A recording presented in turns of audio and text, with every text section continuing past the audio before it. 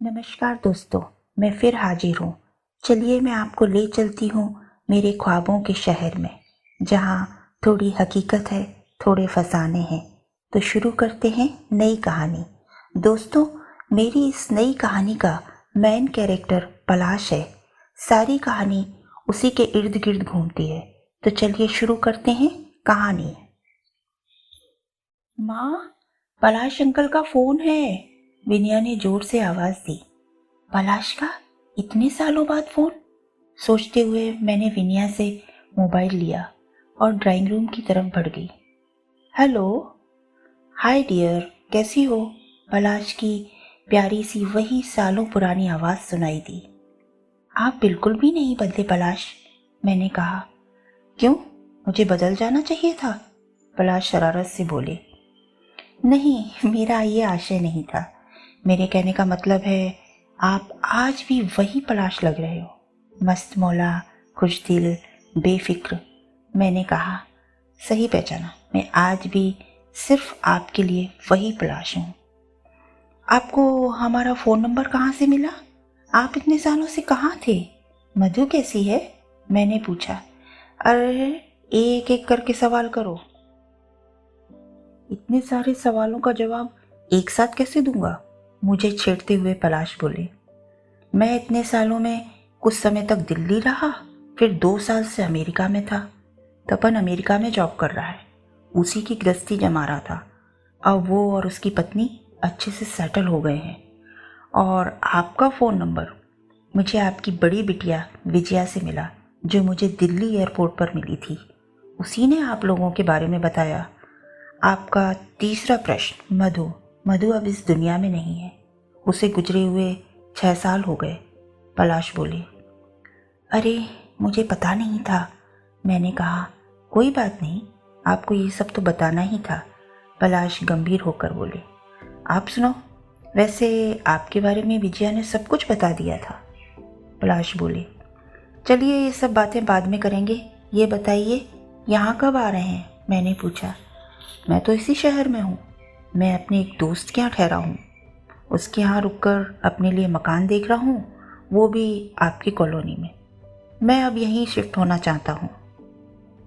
मधु की मौत के बाद मैं दिल्ली तपन के पास चला गया, फिर तपन अमेरिका चला गया, मैं भी अमेरिका चला गया और वहाँ पर तपन को सेटल करके भारत आ गया और इसी शहर में रहने का सोचने लगा।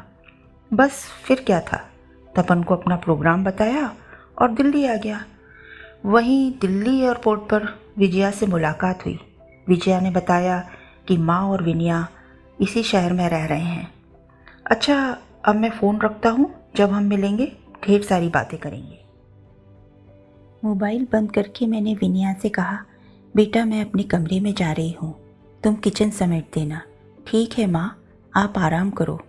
मैं अपने कमरे में आकर लेट गई। मैं यादों की दहलीज पर पहुँच गई। एक एक करके पुरानी सारी घटनाएं दिमाग में घूमने लगीं। पलाश से पहली मुलाकात मधु के पति के रूप में कॉलेज के गेट पर हुई थी। मधु और मैं एक ही कॉलेज में पढ़ाते थे। उस दिन राज भी मुझे कॉलेज छोड़ने आए थे। राज मेरे पति हैं और पलाश भी मधु को छोड़ने आए थे। वहीं पता चला कि पलाश और राज एक ही ऑफिस में हैं। इस तरह धीरे धीरे पलाश और मधु का हमारे यहाँ आना जाना शुरू हो गया। पलाश जैसा नाम वैसा ही व्यक्तित्व। जब हम पतझड़ के मौसम में जंगलों से गुजरते हैं तब सारी फिजा में मायूसी सी छाई रहती है, लेकिन जैसे ही हम पलाश के पेड़ को देखते हैं तो मन उमंग से भर उठता है। दिल करता है थोड़ी देर रुककर पलाश के फूलों को देखा जाए। कुछ ऐसा ही व्यक्तित्व पलाश का था। आकर्षक व्यक्तित्व, मिलनसार, जहाँ भी जाएं लोगों को अपना बना लें और बहुत ही मदद करने वाला स्वभाव। और मधु का स्वभाव बिल्कुल इसके विपरीत था। मधु आकर्षक तो थी लेकिन स्वभाव से थोड़ी घमंडी। इसके पीछे वजह भी थी, काफ़ी पैसे वाले परिवार से थी। पलाश से मेरी दूसरी मुलाकात उस समय हुई जब मैं कॉलेज से लौट रही थी। जनवरी का महीना और बिन मौसम की बरसात। मैं सड़क पर खड़े होकर ऑटो रिक्शा देख रही थी। पानी धीरे धीरे तेज हो रहा था। दूर तक ऑटो नज़र नहीं आ रहा था। राज को फ़ोन लगाने का कोई मतलब नहीं था क्योंकि राज का ऑफिस काफ़ी दूर था। जब तक वो आएंगे तब तक बहुत देर हो जाएगी। मैं परेशान सी इधर उधर देख रही थी कि तभी एक कार मेरे सामने आकर रुक गई। कार का कांच खोलकर कार वाले ने कहा, क्या बात है, मौसम का आनंद उठाया जा रहा है, वो भी अकेले अकेले। राज साहब कहाँ हैं? अरे आप? मैंने आश्चर्य से पलाश को देखा, साथ ही खुशी भी हुई। चलो बारिश से बच जाऊंगी। अरे क्या सोच रही हैं, जल्दी बैठिए वरना पूरी गीली हो जाएंगी। और पलाश ने कार का गेट खोल दिया। मैं जल्दी से कार में बैठ गई। आज मधु कॉलेज नहीं आई? मैंने पलाश से पूछा। हाँ, आज उसकी तबीयत ठीक नहीं थी। लेकिन ऐसे मौसम में आप कॉलेज आ गई? हाँ, कुछ ज़रूरी काम निपटाने थे और सुबह मौसम भी इतना ख़राब नहीं था। मैंने कहा। बारिश कैसी लगती है? पलाश ने पूछा। पलाश के इस अटपटे सवाल पर मेरे मुंह से निकल गया, बारिश? ऐसा क्यों पूछ रहे हैं? वैसे ही कई लोगों को बारिश अच्छी नहीं लगती और कई लोगों को बहुत पसंद आती है। मुझे बारिश को देखना अच्छा लगता है, मैंने कहा। और आपको? मुझे तो बारिश में गीला होना पसंद है, पलाश ने मगन होते हुए कहा। गाने पसंद हैं? पलाश ने पूछा। मैंने धीरे से पलाश की तरफ देखा। पलाश बारिश को बड़े ध्यान से देख रहे थे और कोई गाना गुनगुना रहे थे। मैंने कहा, हाँ मुझे गाने पसंद हैं। कैसे गाने लगाऊं? पलाश ने पूछा। मैंने कहा, पुराने गाने लगाना। मुझे पुराने गानों के साथ साथ नए गाने भी पसंद हैं। गाना अच्छा होना चाहिए। एकदम सही, पलाश ने कहा। मुझे अपने आप पर अचरज हो रहा था कि पलाश से दूसरी मुलाकात में मैं इतना खुलकर कैसे बात कर रही हूँ। शायद इसलिए कि पलाश काफ़ी व्यवहारिक थे। इसी तरह बातें करते करते कब घर आ गया पता ही नहीं चला। चलिए, घर के गेट पर रुकते ही मैंने पलाश जी से कहा। पलाश बोले, आज नहीं, फिर कभी। अगली बार आपके हाथ की कॉफ़ी पीऊँगा। ठीक है, मैंने हाथ हिला दिया। विजया ने पूछा। विजया मेरी बेटी। माँ, ये कौन था? बेटा, ये मेरे साथ जो मधु आंटी हैं उनके पति थे। ये पापा के साथ ही ऑफिस में हैं। माँ, पापा का फ़ोन आया था, वो ऑफिस के काम से बाहर गए हैं, रात तक आ जाएंगे, विजया ने बताया। माँ, मैं खेलने जाऊँ? लेकिन ऐसे मौसम में बेटा कहाँ जाओगी? माँ, पानी बंद हो गया है, सामने वाले पार्क में सभी बच्चे आ गए हैं, मैं वहीं जा रही हूँ। ठीक है, जल्दी आ जाना। ऐसा कहकर मैं चाय बनाने किचन में चली गई। तभी एक बच्चा आया, बोला, आंटी, विजया दीदी झूले से गिर गई है, उसके सिर से खून बह रहा है। मैं जल्दी से पार्क की तरफ भागी। देखा, विजया खून से लथपथ थी। मैंने उसे गोदी में उठाया और घर आकर उसका घाव साफ किया, पट्टी बांध दी, लेकिन खून रुकने का नाम नहीं ले रहा था। समझ में नहीं आ रहा था क्या करूं। अचानक ख्याल आया, क्यों ना पलाश को बुला लूं। मैंने मधु को फ़ोन किया। पता चला पलाश मार्केट में है। मैंने मधु को विजया के बारे में बताया। मधु ने पलाश को फ़ोन करके बताया और पलाश 10 मिनट में घर आ गए। हमने विजया को कार में लिटाया और नर्सिंग होम ले गए। जैसे ही डॉक्टर विजया को अंदर ले गए, मुझे रोना आ गया। पलाश ने मुझे हिम्मत बंधाई, बोले, सब ठीक हो जाएगा। अब तक विजया को होश नहीं आया था। रात के 10 बज रहे थे। मैंने पलाश से कहा, आप घर जाइए, मधु इंतज़ार कर रही होगी। पहले तो पलाश तैयार नहीं हुए। जब मैंने काफ़ी जोर दिया, बोले, ठीक है, पास ही होटल है, वहाँ से मैं तुम्हारे लिए खाना ला देता हूँ, उसके बाद चला जाऊँगा। मैंने बहुत मना किया पर पलाश नहीं माने। खाना ले आए और अपने सामने ही मुझे खाना खिलाकर जाने के लिए उठ गए। मुझे कुछ पैसे दिए, बोले, आप जल्दी में पैसे लाना भूल गई होंगी। हाँ, ये मेरा नंबर है, यदि कोई बात हो तो फ़ोन करना, बंदा हाजिर हो जाएगा। जिस तरह से पलाश ने बोला, उसे देखकर मेरे चेहरे पर ऐसे समय में भी मुस्कुराहट आ गई। रात के 11 बज रहे थे। विजया को होश आ गया था। मैंने राज को फ़ोन लगाया, व्यस्त आ रहा था। थोड़ी देर बाद फिर लगाया, फिर व्यस्त आ रहा था।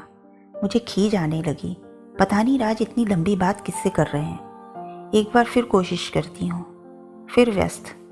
अब मुझे समझ में आ गया, राज ऑफिस के काम में व्यस्त हैं और उन्होंने फ़ोन उठाकर रख दिया होगा। राज के इस स्वभाव से मैं अच्छी तरह परिचित हूँ। मैंने मोबाइल नीचे रखा ही था कि रिंग बजने लगी। चलो, राज का फ़ोन आ ही गया। जैसे ही मैंने नंबर देखा, अरे ये तो पलाश का नंबर है। हेलो, आप सो तो नहीं गई थी? पलाश जी ने पूछा। नहीं नहीं, मैंने कहा। विजया कैसी है? उसे होश आया? हाँ, विजया ठीक है, उसे होश आ गया है। बस यही पूछने के लिए फ़ोन किया था। रात से बात हुई? नहीं, लगता है वो ऑफिस के काम में व्यस्त हैं। चलिए छोड़िए, आप आराम करें। कोई बात हो तो फ़ोन करके देना, मैं सुबह मिलूँगा। मोबाइल बंद करके मैं सोचने लगी, कितना अंतर है पलाश और राज में।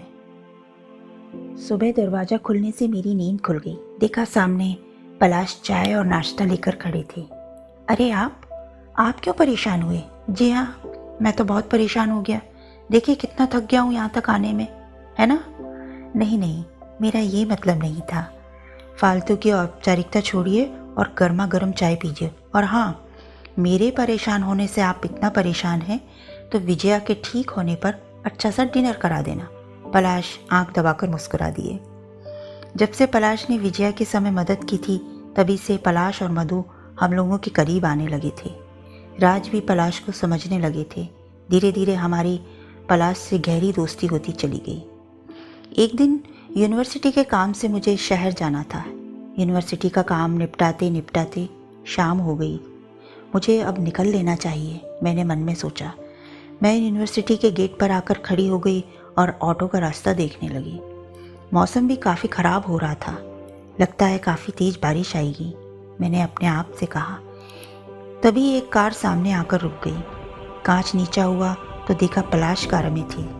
क्या बात है, इस खूबसूरत मौसम में कहाँ जा रहे हैं? चलिए, मौसम बहुत ख़राब हो रहा है, पलाश बोले। लेकिन कहाँ? मैंने कहा। अरे अपने शहर, और कहाँ? मैं भी ऑफिस के काम से आया था, घर जा रहा हूँ। आप भी घर जा रही हैं ना? मैं ट्रेन से या बस से चली जाऊँगी, आप परेशान ना हो। यार, मैं आपके इस परेशान शब्द से बहुत परेशान हूँ। पलाश ने बेकार सा मुँह बनाया। मुझे समझ नहीं आ रहा था कि क्या करूँ। यदि मैं पलाश के साथ जाती हूँ तो कहीं राज को ठीक ना लगे। क्या करूँ? मैं असमंजस की स्थिति में चल रही थी। शायद पलाश ने मेरी मनोस्थिति समझ ली थी।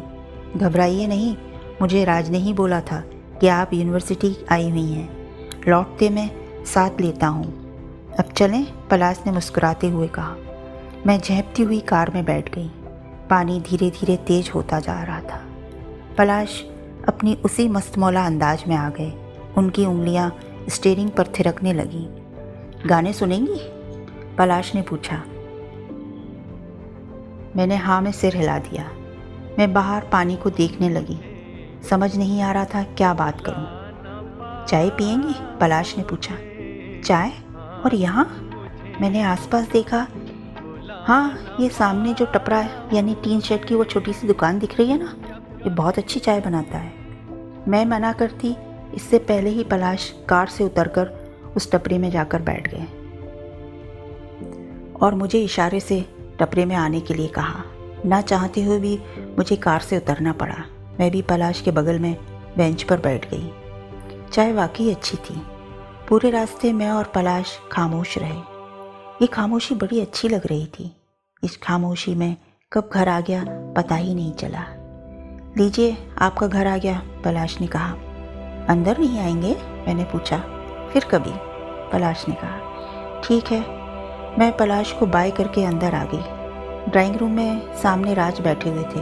मुझे देखकर बोले, पलाश नहीं आया? उसे चाय पिलवा देती। नहीं, उन्हें देर हो रही थी। मधु घर पर अकेली है, इसलिए वो चले गए। बड़ी बेरंग जिंदगी जी रही थी मैं। पलाश के आने से जीवन में खूबसूरती आ गई थी। कुछ समय हुआ कि मेरा ट्रांसफ़र पास के शहर में हो गया। बच्चों की पढ़ाई और राज के ऑफिस के चलते यह तय किया गया कि मुझे अप डाउन करना पड़ेगा। मेरा अप डाउन शुरू हो गया। रेलवे रूट न होने की वजह से थोड़ी परेशानी का सामना करना पड़ रहा था। खैर, धीरे धीरे मैं रूटीन में आने लगी। इत्तेफाक देखिए, 4 महीने बाद पलाश का ट्रांसफ़र भी उसी शहर में हो गया। पलाश अपनी कार से जाते थे। बस की वजह से मैं अक्सर लेट घर आ पाती थी। कुछ दिनों बाद यह तय हुआ कि मैं पलाश की कार से आना जाना शुरू कर दूं। शुरू में मैंने मना कर दिया, लेकिन मधु और राज मेरे पीछे पड़ गए। फिर धीरे धीरे मैंने भी पलाश के साथ जाना शुरू कर दिया। रोज के साथ ने मुझे और पलाश को दिल से करीब ला दिया था। हम लोगों के बीच काफ़ी बातें होने लगी थी। कभी कभी पलाश का मूड खराब होता था तो मुझे पता चल जाता था, यानी पलाश उस वजह को मुझसे शेयर कर लेते थे। यही हाल मेरा था। मैं भी खुलकर सारी बातें पलाश से कर लिया करती थी। मैं फिर यादों की दहलीज पर पहुंच गई। आज पलाश के साथ बिताया हुआ एक एक पल याद आ रहा था। एक और पलाश से जुड़ा हुआ खूबसूरत किस्सा याद आ गया। मेरे कॉलेज में कोई प्रोग्राम था। उस दिन मैं अच्छे से तैयार होकर गई। बाल सूखे नहीं थे, उनको मैंने ढीला बांधकर छोड़ दिया था। जैसे ही पलाश ने मुझे देखा, शरारत से मुस्कुराते हुए बोले, किस पर बिजली गिराने का इरादा है? मैंने भी मूड में आकर जवाब दे दिया, फिलहाल तो आप पर। लेकिन जल्दी ही अपनी बात पर मैं झेम गई और बात को बदलकर बोली, जल्दी कीजिए, मुझे कॉलेज जल्दी पहुंचना है। कहकर अपनी बात को हवा में उड़ाना चाह रही थी। लेकिन ये पलाश थे जो इतनी आसानी से बात को रफा दफा नहीं करना चाहते थे। तपाक से बोले, हम पर तो कब की बिजली गिर चुकी है। मैंने धीरे से पलाश की तरफ देखा। वो बड़े ध्यान से मुझे देख रहे थे। मैंने नीची निगाहें कर ली और चुप रहना ठीक समझा। ऐसे ना जाने कितने किस्से पलाश से जुड़े हुए थे। एक बार ऐसा कुछ घटा कि मेरे दिल में पलाश के लिए एक विश्वसनीय जगह बन गई। उस दिन मुझे कॉलेज बस से जाना पड़ा, क्योंकि पलाश को कहीं दूसरी जगह जाना था। अगस्त का महीना था, बारिश भी बहुत हो रही थी। दोपहर तक पता चला कि ज़्यादा बारिश की वजह से हमारे शहर को जाने वाले सारे रास्ते बंद हो गए हैं। जैसे ही मैंने सुना, मेरे हाथ पांव फूलने लगे। अब मैं घर कैसे जाऊंगी? आज तो पलाश भी साथ में नहीं है। शहर भी नया था। अभी इस शहर में इतनी किसी से पहचान भी नहीं थी। सबसे पहले राज को फ़ोन करती हूँ, ऐसा सोचते हुए मैंने राज को फ़ोन लगाया। ईश्वर की मेहरबानी थी कि राज ने पहली बार में ही फ़ोन उठा लिया। मैंने राज को स्थिति बताई। राज बोले, इसमें घबराने की क्या बात है, किसी होटल में ठहर जाओ, सुबह जल्दी रास्ते खुलते ही निकल लेना। लेकिन राज, होटल में मेरा इस तरह अकेले रहना ठीक होगा? मैंने परेशान होते हुए पूछा। इसके अलावा और कोई रास्ता भी तो नहीं है, राज बोले, और राज ने फ़ोन रख दिया। मुझे समझ नहीं आ रहा था अब मैं क्या करूं। मुझे पलाश से बात करनी चाहिए। ऐसा सोचते हुए मैं पलाश को फ़ोन लगाया। शायद पलाश ऑफिस में ही हो। भगवान का शुक्र था कि फ़ोन पलाश ने ही उठाया। क्या बात है, आज आपका फ़ोन? वरना रोज़ तो हमें आपको फ़ोन लगाना पड़ता है। पलाश शरारत से बोले, अरे आपको मजाक सूझ रहा है। आज घर कैसे पहुंचेंगे? बारिश की वजह से शहर के सारे रास्ते बंद हो गए हैं। मैंने थोड़ा गुस्सा करते हुए बोला। अरे वाह, ये तो और भी अच्छी बात है। आज हम और आप इस शहर को घूमेंगे, मज़ा आएगा। पलाश फिर मस्ती के मूड में थे। प्लीज पलाश, मैं सीरियसली बोल रही हूँ, अब हम क्या करेंगे? पलाश ने संजीदा होकर कहा, पहले हम रास्ते खुलने का इंतज़ार करेंगे। यदि रास्ता नहीं खुला तो होटल में ठहर जाएंगे। यदि हम कार में ही बैठकर रात निकाल दें तो? मैंने कहा। दोस्तों, ये था कहानी का पहला भाग। कहानी के लंबे होने की वजह से हमने कहानी को 2 भागों में बांट दिया। अभी आप सुन रहे थे कहानी का पहला भाग। यदि आपके पास समय हो तो कहानी के दोनों भाग एक साथ सुन सकते हैं। तो चलिए शुरू करती हूँ कहानी का दूसरा भाग।